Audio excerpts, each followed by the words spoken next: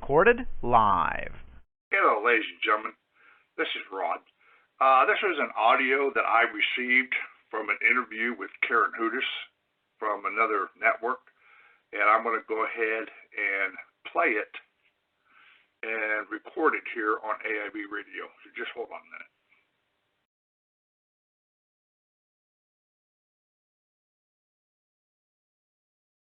Give me a few minutes and it will come on.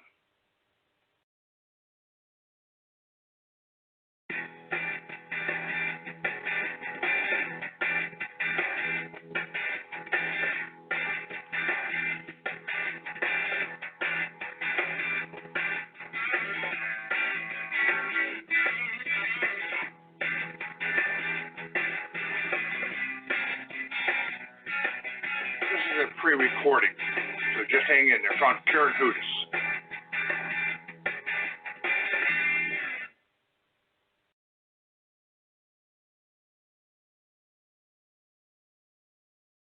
Welcome, Danbury, Bethel, and Richfield, to tonight's Chris Ponte Show for today, April the 28th, 2015.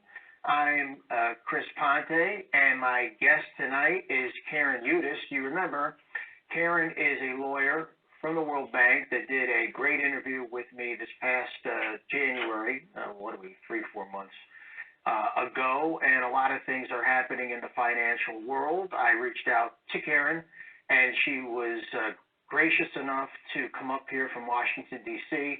to appear on the show. So first off, Karen, thank you so very much. Thanks for having me on again, Chris. This is awesome. You know, coming off that first interview, I got a lot of great feedback, number one, because you dropped some real education on the people that were able to watch it.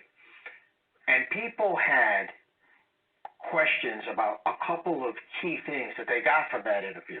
So I figured maybe we should start off by talking about some of those things, if that works for you.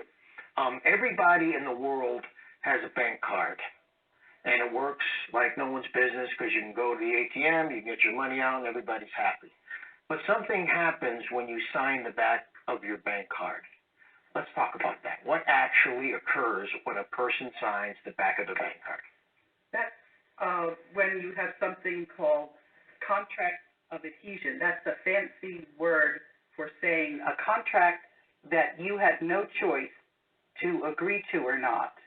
There's a fellow, Chris Mercier, who used to be the clerk of the courts in New York, and in 1985, he wrote a book about hidden contracts, that when you sign your signature card, on the very bottom in very fine print, it says subject to bank rules.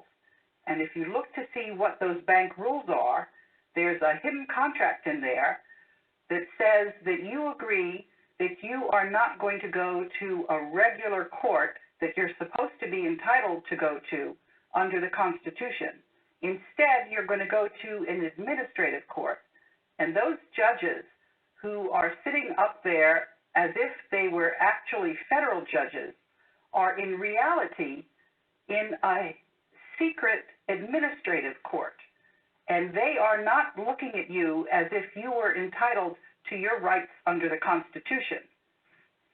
Okay, now my question is, would these be courts where you would bring matters against just financial institutions, or am I going to a court if I was charged criminally with something, provided I had signed the back of that bank card? Does that mean I am not in the real court, even if it wasn't a financial issue that I was in the court for? That's right. You are not in a real criminal court. All of the courts are administrative courts. Wow. And I went to the Senate Judiciary Committee, and I tried to get them to own up to this fact.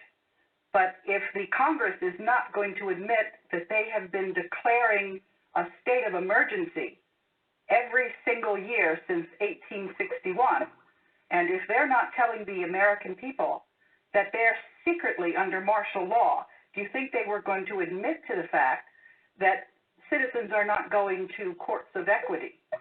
Right. Hook me up here on camera one if you can, Mike. I want people, I did not say this in the open. The phone number is 203-792-4101. We're going to be talking about things that affect the everyday person. The phone is hooked up and ready to go. And if you hear anything that we're talking about, any matter that you want clarification of or proof of, give a call and Karen will address it that way. Now, you mentioned the bank card. So just by doing that, you essentially forfeit your rights that we think we have under the Constitution. The Constitution evidently isn't really the one that we think we have, is it? That's right. In 1871, the banks incorporated the United States and called the United States a corporation. And when they created the District of Columbia, what they did was they put that corporation in the District of Columbia. And they said that the members of Congress were actually managers of that corporation. And they said the President of the United States was actually the president of that corporation. So we're not living in the country that we think we're living in. And what I've actually done is I have said that we are under something called state capture. And I have said that there is an interregnum. And if you look that word up, that means that we don't have a legitimate government.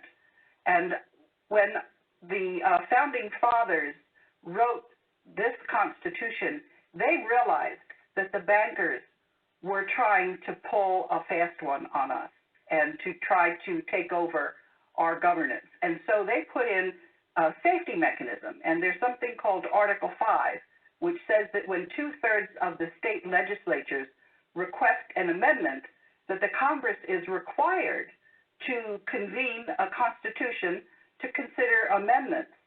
And the Congress was supposed to do that back in 1929. They've been in contempt of the American people. They haven't given us the opportunity to get our original Constitution back. They haven't even told us that we are not operating under our original Constitution. They've been lying to us. You know, we were talking before the show, and one of the things we discussed, because I asked you, you know, we send people to the Congress and we send people to the Senate, but it's immaterial who we send, isn't it? I mean, they're totally controlled. They do the bidding of a whole other master. That's right. Correct?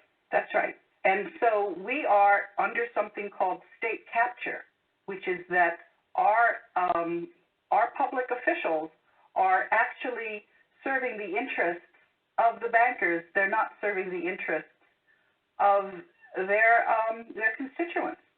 You know, every day we open up our wallets and we see a Federal Reserve note, and it's legal tender for debts. I would say 90% of the country, if they even recognize the word Federal Reserve, have no idea how they got into this country. Why don't you tell our listeners who these people really are and how they got here? The Federal Reserve is a private institution. It's not a government organization.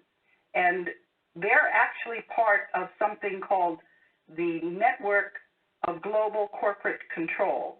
3 mathematicians did a study of who owns all of the 43,000 companies on the world's capital markets. What they found out is that one company has put directors in interlocking boards in a kind of, it's a Ponzi scheme. So they have actually 10 times the economic might that they're supposed to have because of the clever way that they did this. They didn't think that we would find this out, but we did. And so this company has 60% of the profits. They are in control of 40% of the assets of the 43,000 companies on the capital markets. And in the meantime, they bought up all of the media, and they're censoring the media. What they're telling people is their version of what they think people need to know. They're censoring information that people, if they knew about it, would think they were entitled to know. You know, it's interesting. Every time we look at our Social Security card and our driver's license, we see our name in bold print. letters. I've been writing my own name for 52 years, and I've never wrote it the way the Social Security card or my license has it written. What is the significance of the big block letters? The significance is that they have actually created miniature companies for each citizen. They have said that we are actually companies. We're not real people. And they treat us as if we were those companies. When we go into a court, we're not seen by the judges there as if we're human beings. We're seen as if we're representatives of that corporation in our name. And when they take the birth certificates, they bundle them together and they pledge them on the capital markets, and they earn money on them. They calculate how many taxes we're going to pay over our lifetime, and then they issue a bond in that value, and they earn money on that bond. So we're cattle. We were deemed that we're prizes for other people. We're not real people. We've already been bought and sold. By the time we enter in the world, we have the Social Security number. We are already into that system. And when we sign the bank card, we lose our rights. That's what it sounds like to me. It's like a depreciation of humanity. You enter this world, and it just rolls right down. The system is meant to control you, and from what you're saying, own you. It's when you realize how this could have come into effect. It's a betrayal of the most fundamental way. And part of the question that you have when you hear about this is you say, how many people have been working on this and making it this way? And who's been doing this? Who's been betraying us? And one of the main culprits is the legal profession. Talk to me about that. Talk to me about Yes. The American Bar Association has been betraying people. They've been creating a very complex system without telling people about it. And when people go to law school, they're never taught about this. But fortunately, there are some very clever people who have been studying this and teaching this to other people. And when you finally find out about this, you can find the evidence for it. You can see the statutes as they've been enacted. For example, the Social Security Act, that's in the United Kingdom. The reason why is when we pay our taxes, they're actually going out of the country. Our income taxes, 100% of them are leaving the country.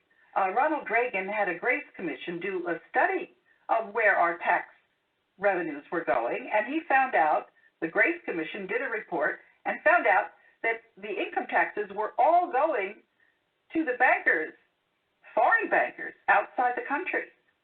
So what we all just did before April 15th, and we're told, okay, you owe the federal government $300. You owe the state government $112, yada, yada, yada. You write checks, and it never ends up to the place that we sent it to, that all this money is just siphoned to the bankers. Well, you know, what they did with the states was they incorporated the states as well. And then they created something called Metro 1313. They had special agencies that, on the face of it, look as if they're helpful. The National Association of State Legislatures, there's a whole slew of these organizations. They're actually there to undermine the states. I think it's 10 states in their constitutions no longer recognize their own boundaries. Their agenda was to erase the states and to put them in the 10 FEMA regions. So we were going to have a different kind of a governance than we thought we had. Is this state of emergency that you say we've been in since, was it 1871? That's it. It was 1861 that we started on the state of emergency. Is the end result of that martial law? Yes, we are under martial law. just by having that state of emergency. That's what that's designed to do, yes. Keep us under martial law. Which means that when we are located in one of the 10 FEMA regions, I know that F stands for federal, and that's never good. Correct? Federal Emergency Management Act. That's which means that it can become even more martial than it is. If something ever broke out in FEMA Region 2, the military would be at the president's disposal to create a, let's call it, lasting peace. Now, couldn't they? Does the military work for us or for them? Well, I can tell you actually what's been going on with the military, because when former Secretary of Defense Chuck Hagel was still Senator of Nebraska, I was talking to him about a very powerful analytic tool called a power transition model that was developed in the Department of Defense by Jacek Kubler, who is a political scientist, who was the chair of the political science department at Claremont University in California. And what this model does is it predicts how coalitions will form. It's 90 to 95% accurate. They've been looking at it over, I think, 300 or 400 models, maybe more now. But what this predicts is how coalitions will interact with each other using game theory modeling. And what the power transition model predicted was that there would be a coalition for the rule of law that would counteract the corruption of these banks.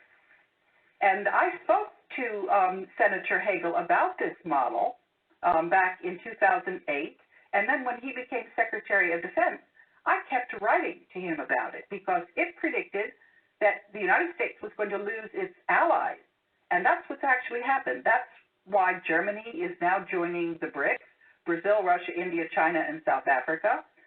This model predicted that if the United States did not start acting like a country, defending its own interests, if it wouldn't end the state capture of the banking institutions, that we were going to be isolated. And that's actually what the risk is, except that we've been forming a coalition to fight those bankers. And that coalition now exists, and that coalition has actually placed the Federal Reserve and the rest of these private central banks into receivership, because it turns out that those banks owe us more than we owe them under our country debt. And where does that stand? Are we going to get what we deserve to get from them, or is this going to be in the courts and litigated forever and ever and ever before they have to turn over the resources, the things that they owe us? It's not going to be in the courts because let's step back a little bit and figure out how it is that these banks owe us more than we owe them. And that's because underneath all of this paper currency, which is just, it's paper, it's not, the only reason the Federal Reserve notes are valuable is because we in the United States are willing to pay taxes to back up these Federal Reserve notes. It's because we recognize them. But when you understand what they actually are, we shouldn't be recognizing them. We should have our own honest constitutional money because the Federal Reserve note is unconstitutional. Correct. We were never supposed to have paper currencies like this. We were supposed to have currencies issued by the Congress. Correct. Based on precious metals, based on silver, based on gold. And instead, we have paper currency, which in 1971 became detached from the gold. That was when Nixon declared. Did that. Yes, and the reason that Nixon did that was because we had the war in Vietnam, and there was all this debt that was piling up, and there was no way that we had enough gold to compensate people. Caller, are you there? Yes, I'm here. You're on with Karen Hudes, and ask away. I feel I'm in a graduate course. I'm almost taking notes as I listen. I'm finding this extremely interesting.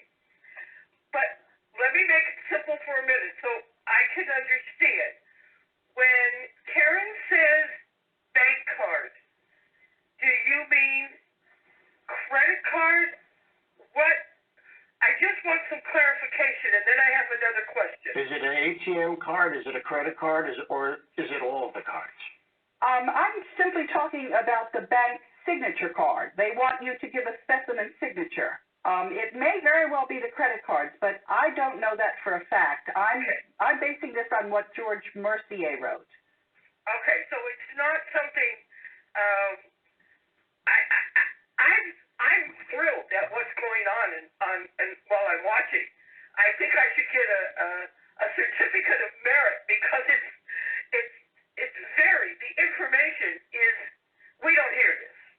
They don't want us to hear it, trust me. But before, Chris, I thank you. And I want to say I missed your show a couple weeks ago when you were actually a little bit live. Oh, okay. And so welcome back, because I wanted to just missed you on your live show. Thank you very much, and we'll be here for the next, 2 months on Tuesday. So by the end of June, you'll be quite sick of me. No. Not if you keep the quality of guests. And as I said, I feel like I'm earning a graduate degree. Awesome. So thank you very much. Awesome. Thank you very much. And there it is. People just are absolutely amazed.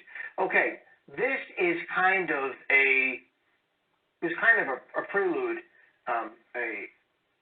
going back to the original interview we did in January. But as we move it into today, April 28th, there's a lot of discussion about a global currency reset. You just mentioned before that the world is filled with this paper money, right? It could be the yen or the dinar or the won, whatever it is, the dollar. And there's always this battle of what's one worth versus another one, bingo, bango, bungo. And it seems like you're going to try to put this right under a big dome. So why don't you, let's talk about what exactly the global currency reset threatens to be and what it may actually turn out to be. Okay, let's go back and finish the question about the U.S. military. Okay. And where does the military stand in this?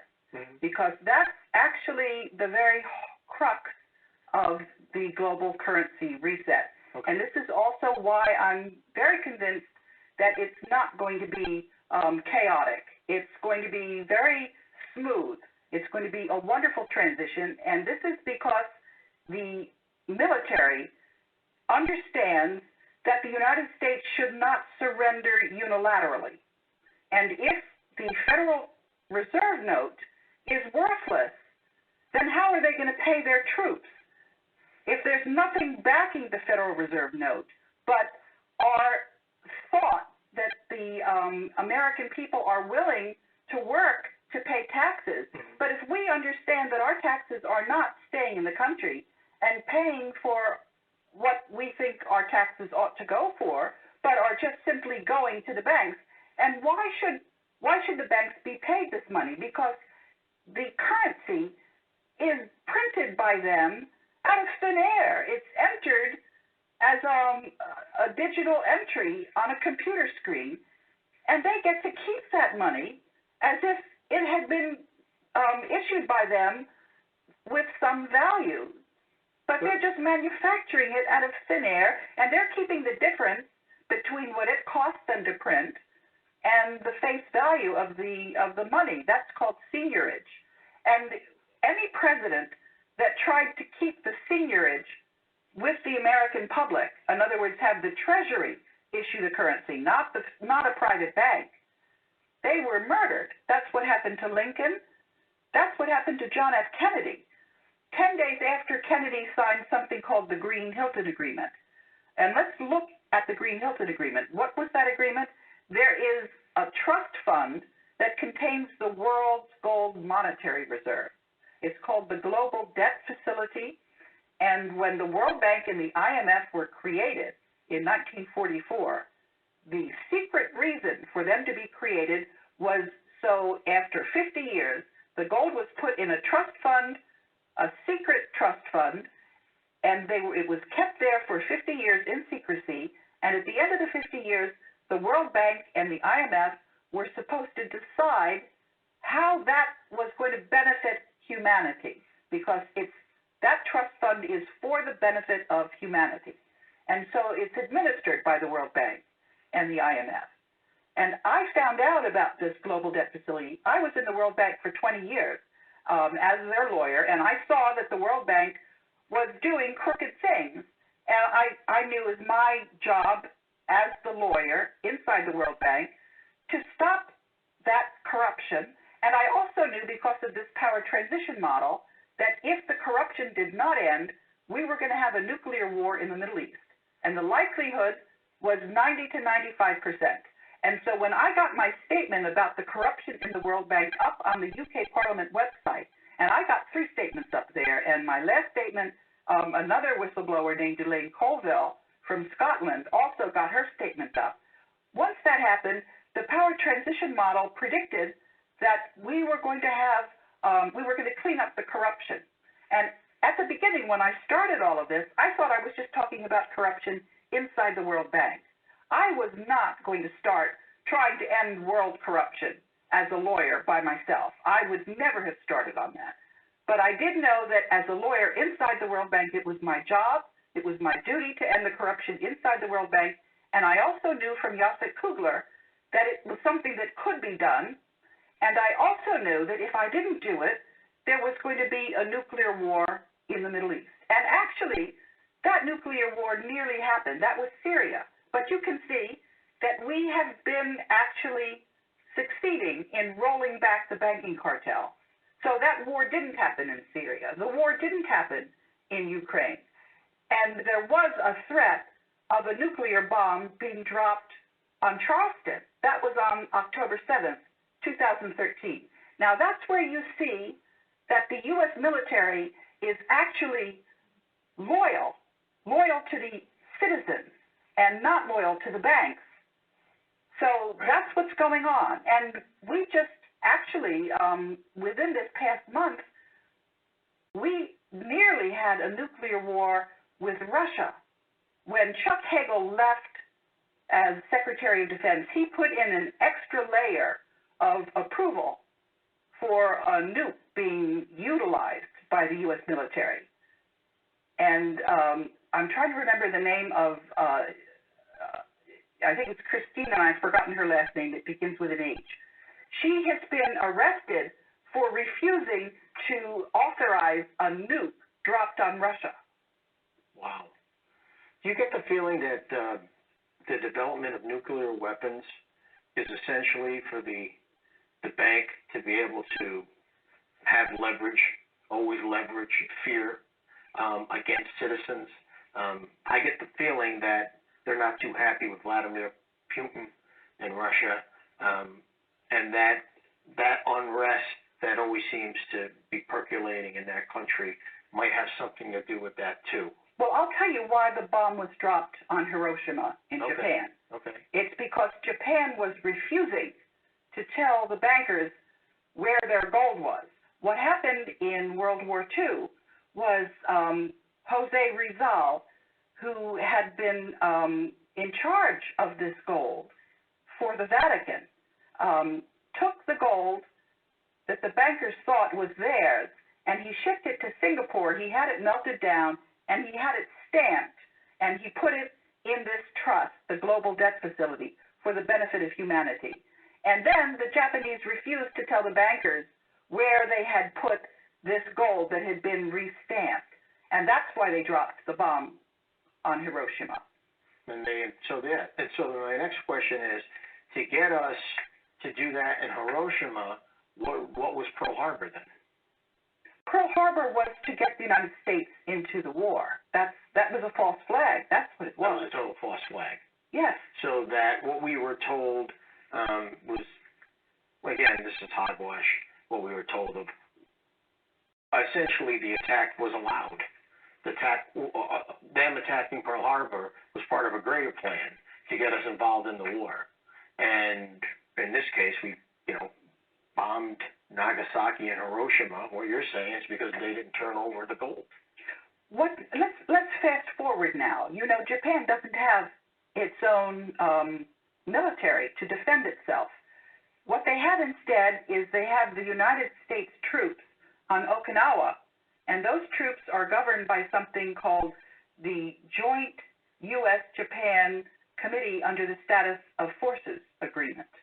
And I went to Japan last summer, and the Japanese do not want the U.S. military to surrender unilaterally, which is what is going to happen if we don't get rid of the Federal Reserve note. They have been this quantitative easing that we're told is done to try to strengthen the United States economy.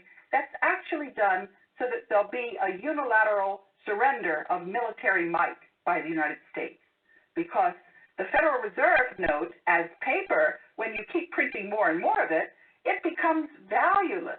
Right. And they're trying to have the United States surrender unilaterally. Now, I asked General Martin Dempsey, he's the chair of the Joint Chiefs of Staff, why we didn't accept the gold that the Global Debt Facility has offered the United States and use that to mint dollars out of the gold, which wouldn't crash. Why would he not accept that if his job is to defend the United States? And he refused to answer the question. I asked him that question twice. This is because he's not really working in defense of the United States. He's working as a Knight of Malta to try to unilaterally surrender the United States. Right. So Chuck Hagel was actually going to court-martial Martin Dempsey, and that's why he had to step down as the Secretary of Defense. So we have all this gold out there that was meant for the benefit of humanity, tons and tons and billions, and the IMF and the World Bank is trying to figure out what to do with it. Well, no, we've already figured it out. We've already agreed. We've already agreed that this gold is going to each and every country so they can mint their currency. It's not a one world order. It's not a single currency for the world. Okay. What it is each and every country will have its own currency, but they will mint it out of the gold. I see. We never should have gotten away from that. When people talk about Richard Nixon, they always talk about Watergate. The worst thing he did was getting us off the gold standard, and why he did that. Why did he do that? He did that because there wasn't enough gold to go around. We had too many dollars and too little gold. Wow. That's so this reset, is this reset going to happen? Yes, the likelihood that it happens is 90 to 95%. What I've done is I have written to each and every country and back in July and offered them the gold that they needed to mint their currencies out of the gold. And then what I did there was a spring meeting of the World Bank and IMF on April 17th through 19th. And just before that, we had something called a notarial protest, which is I wrote to the Federal Reserve and also the U.S. Treasury, and I said, the gold that you're claiming is in the monetary reserves of the United States is actually held by the Global Debt Facility. You're lying. And I asked them to respond. They refused to respond a number of times, and then I copied I copied the U.S. Postmaster General, and then I copied the Universal Postal Union Director General of the International Bureau. And after that, I then filed financing statements against each of the 12 Federal Reserve banks, because what they did in the 1930s was they gathered up gold from the elites, and they issued certificates denominated in gold. At the time, it was over $200 trillion, and that's been accruing interest, and the interest has been compounding. So now the Federal Reserve owes over $2 quadrillion denominated in gold in these bonds. And so all of the country debt is less than that. We can offset the U.S. debt, Right. Ireland's debt, Greece's debt. We can just say that the money that we owe under our debt is offset against the money that the Federal Reserve owes the global debt facility. And so I put the Bank for International Settlement and the 60 central banks into receivership in the global debt facility during the spring meetings in April. And that's where they are. And I've been discussing this now with the Secretary of State in some of the states where they have raised questions about the UCC statements, the financing statements that I filed. So in Illinois, which is where the Chicago Federal Reserve Bank is located, I got a letter saying that they wanted me to prove that the global debt facility had the right to file these financing statements. And so what I did was I looked at that law, and the law said that for a bank which is regulated in the U.S., there's no requirement to prove anything. And the World Bank is actually regulated by something called the National Advisory Council on International Monetary and Financial Policies. That's chaired by the Secretary of the Treasury. It's got the chairman of the Federal Reserve on it. It's got the Secretary of State. It's got the chairman of the SEC on it. Anyway, so I said I was exempt. And then, but I also showed where the Fed had been trying to buy up the quadrillions in bonds that they owe. They actually tried to buy those back on a discount. So anyway, I cleared that letter with the Board of Governors. That's over 180 ministers of finance and ministers of development that are in charge of running the World Bank and the IMF. And I cleared that letter with them. You know, it's funny. We talk a lot. We already talked about bank cards and things, hidden things coming to light. So essentially, what you're saying is that the global reset that you're talking about is the minting of this gold to these countries that was kept aside for humanity, and then out of the gold, let's say that the United States we would have a currency that would be minted or derived from that bundle of gold. There are people out there that talk about a global reset, that all of the world's fiat currencies would be revalued, and there are a lot of people out there that have invested in these fiat currencies. What would you say to those people? Well, the first thing they would have to do is they would have to look at what the BRICS are saying. That's Brazil, Russia, India, China, and South Africa. These countries, they have 25% of world trade among themselves. They are refusing to use Federal Reserve notes in that trade. And 133 developing countries in a group called the G77, they're also stating that they're not going to use the dollar as international reserve currency. So the dollar, the Federal Reserve note, that is, has lost its status as an international reserve currency. This means that there's a total glut of Federal Reserve notes. Nobody wants these anymore. And so how are you going to have the Federal Reserve note as part of a world basket of currencies, the SDR, which is what the IMF is saying is going to happen with the global reset? People aren't agreeing to that.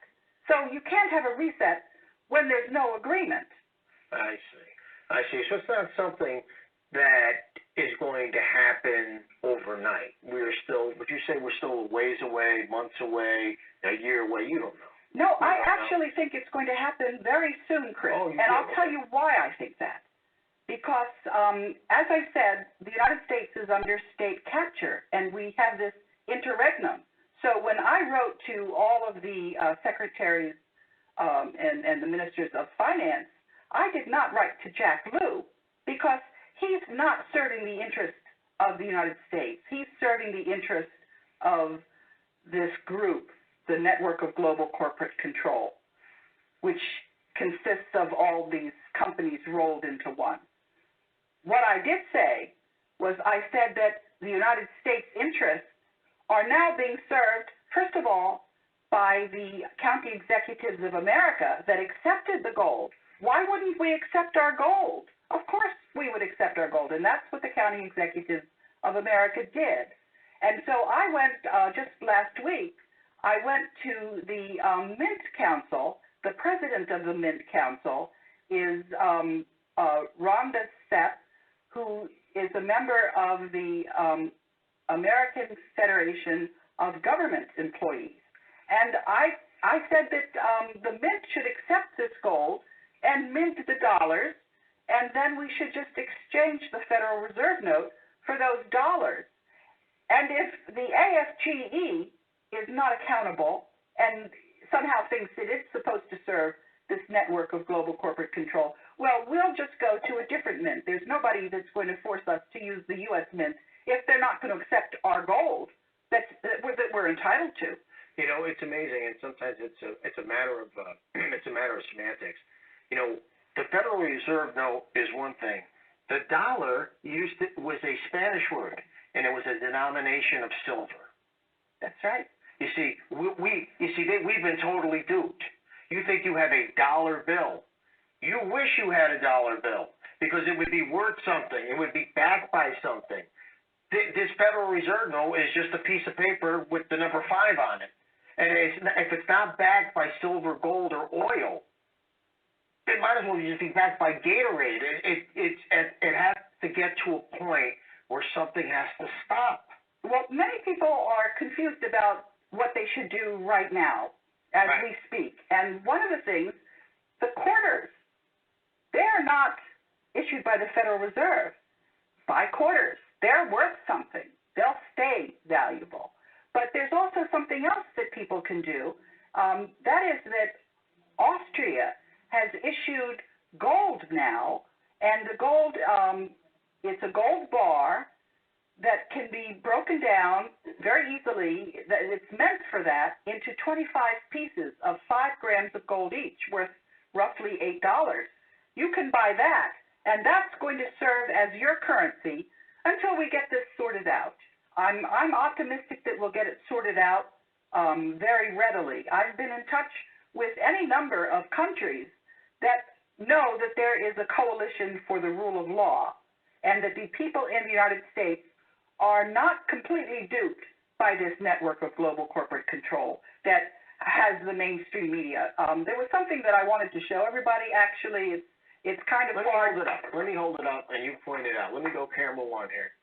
All right, go ahead. Just point it out, and let's get a look at it. We have the pyramid at the top. Talk, Karen. Okay, well, what this is you have on one leg it says Democrats, and on the other leg it says Republican, and underneath the boot you see an American voter saying, "Ow, next time I'll vote Republican," and the Republican is saying, "Ugh, next time I'll vote Democrat." And at the top, this is the global elite bankers, and their megaphone is the mainstream media, and it's called the March of Tyranny. Now, enough American citizens know that the news that they're getting is just propaganda from the bankers. The bankers have bought up all of the papers, and for example, how many people know about these things that I'm talking about? It's just people that are lucky enough to see your show, Chris, or look at what's going on the internet. But the internet is very, very powerful now. There are a number of people that know that there is going to be a global currency reset, that the world's gold, and it's not just gold, it's precious metals, it's artwork, is in this trust that's intended for human beings, for all of us. You're on the air with Karen. May I help you? Yes, I have another question. Okay. It's taken me this long to form one because my mind is spinning. You have given excellent information, I think, because my mind is still spinning. You were starting to bring it down to the local level. And let's just say me. How does this affect me when I get up in the morning and I go to bed at night? I'm retired. How is this going to just affect my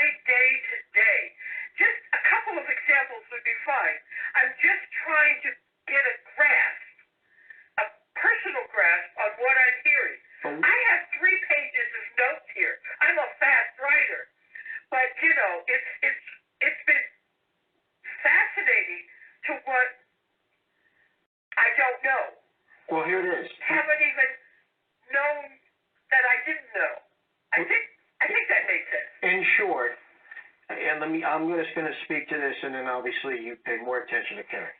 In short, anytime you hear the word gold, it has been the currency of the elite forever.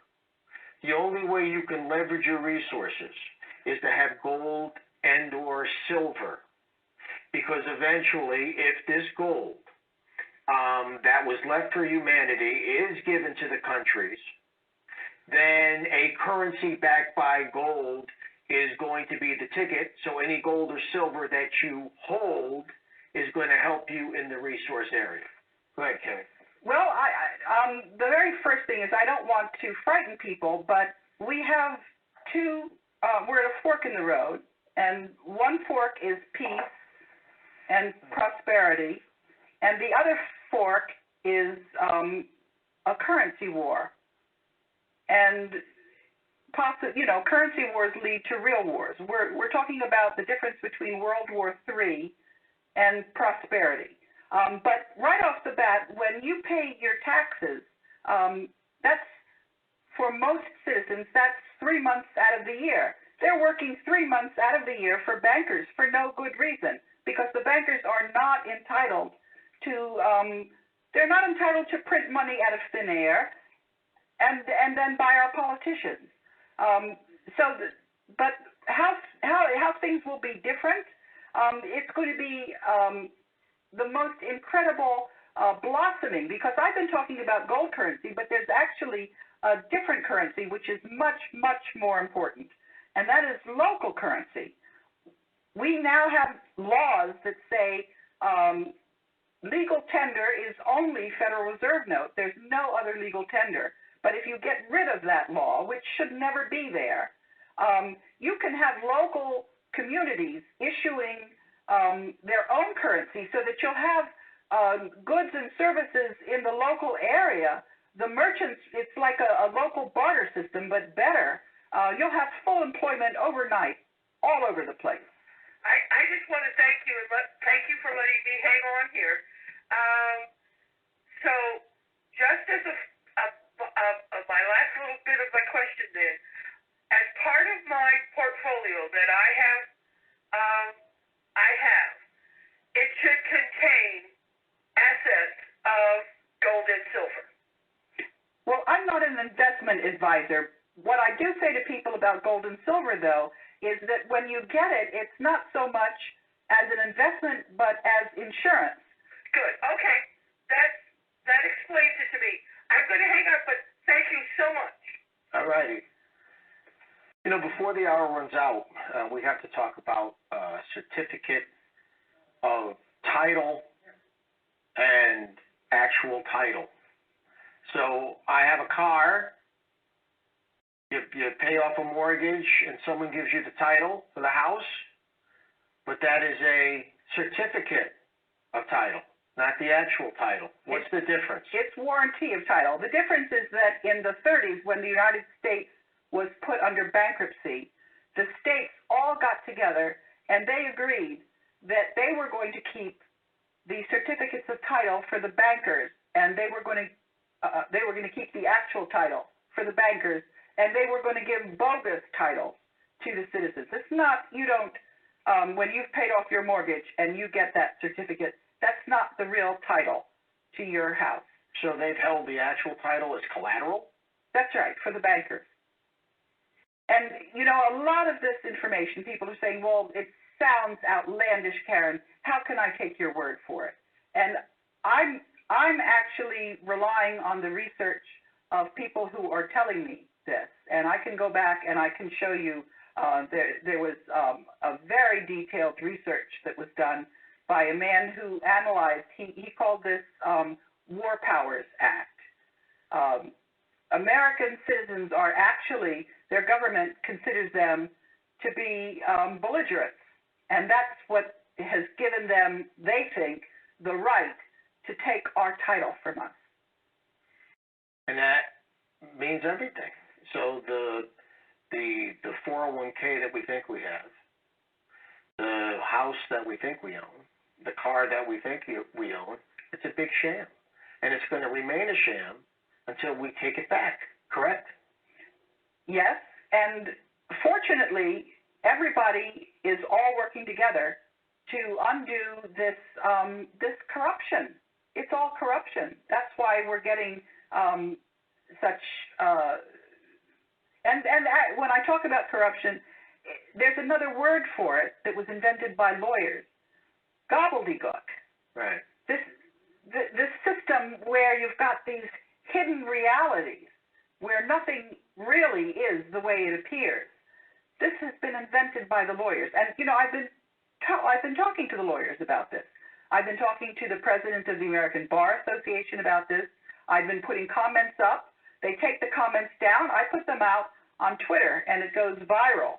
People can see the proof of everything that I'm saying, and they're going to have to be accountable to the American public, who are not going to accept these lies. And what's our recourse? We're supposed to have access to our governors. We all live in 50 states. It was meant to be 50 separate countries as far as freedoms goes. Who do we petition? Who should we really be mad at? Who can we call? Our mayor's not going to do it for us. The senators and the congressmen are in the back pocket of these people. God knows the governor would be the same, no? What I'm recommending for people to do is to form their own individual networks, kind of like a book club, and get together regularly. And don't just sit and open the newspapers and think that you're going to be reading about what's actually happening, because those media outlets are owned by the bankers. You're being fed propaganda. Much of it is probably lies or manipulating you into being frightened. People should actually not be frightened, because what's happened is that people are now realizing what the actual state of affairs are. Maybe it's not pleasant news, but it's better to know what's really going on than to be completely duped. And so if you have these groups, you can then work together to keep up to date with what's actually going on. And what's actually going on, as I said, is that we do have this gold at our disposal, and we are going to be minting our currency out of it, and we're going to be exchanging the Federal Reserve note, which is worthless, for this valuable golden currency. And the chances that we do this are 90 to 95%. Before we get off tonight, you and I talked about this. There are a lot of folks out there that have been investing in foreign currency, the dinar, the situation in Vietnam. Was it the dong is the continuation, and whatnot. What are the dangers of that kind of activity? Well, the group that's deciding how the currency reset is going to be occurring, that's the Board of Governors of the World Bank and IMF. But we're not likely to have valuable gold currency given to speculators who are trying to make a fast buck. And so most of these people have bought these dinars and dongs for pennies as speculation, thinking that they're going to get rich quick. Well, I would go back to the people that have sold these things to you, and I would demand my money back, because the likelihood that you're going to get rich quick with this speculation is very, very unlikely. Has this ever happened in history where people have bought currency for speculation and they have become rich? Has anything like that ever occurred in history? What we're doing right now has never happened in history. It's a magnificent endeavor, and the likelihood that we pull it off is, as I said, 90 to 95%. And the reason that I'm so optimistic is every day when I go and open my emails, I see how many people are working on this and how we're all contributing to this. It's teamwork, the likes of which you've never contemplated. It's so exciting.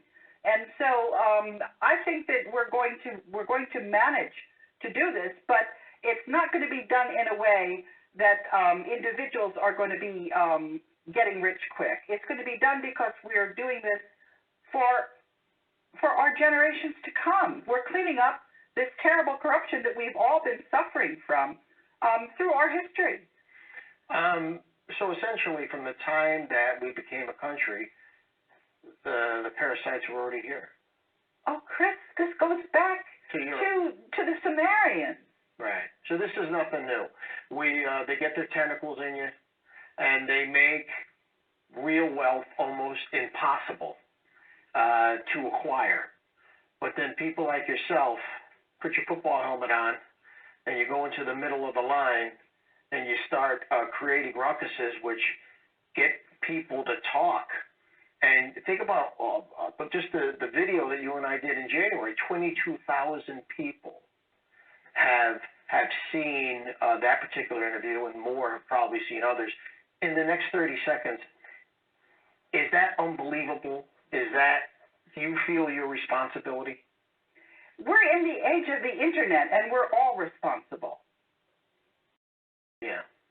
So you don't feel an extra responsibility, an extra burden? I know you're in an area where you could be a target. Does that affect you in any way, shape, or form? Oh, I've been targeted every which way, and it just helps me the next time I know how to duck better. How much time we have, Chris? We have about 1 minute. But this is another hour that went by so incredibly fast. You can follow her on Facebook. And if you're nice enough, she'll friend you and come up and do your talk show like she's done for mine. I can't, thank you enough. And you know what? I really hope that whatever transition takes place, that it will be peaceful and people can get their resources and food. And you have a lot of courage, to do what you do, because you mentioned before presidents that have gone against the way of thinking of fiat currency have been assassinated. People know why Lincoln was shot. People understand why JFK is shot. There is no mystery to any of this stuff. It's always about money, isn't it? And money leads to control, doesn't it? Is what we can do. Well, that's going to be it for me on April the 28th. I will be back next Tuesday. We'll be here for the next 2 months, same time, 6 o'clock. We'll have different guests with different perspectives on different subjects. This has been a great hour. Good night, everybody.